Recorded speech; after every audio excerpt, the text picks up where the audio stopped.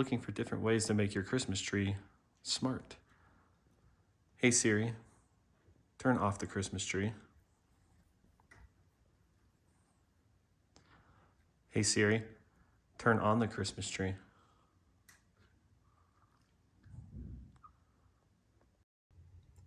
The easiest way to make this happen is getting yourself a Wi-Fi enabled outlet. You can get one of these that are HomeKit enabled or any other platform that is out there. This company is from Wemu. You can get others from Makara and other companies out there in order to make your tree smart. Once you have the outlet hooked up to HomeKit, it becomes as simple as giving your HomePod or any Siri a command. Hey Siri, turn off the Christmas tree. Hey Siri, turn on the Christmas tree.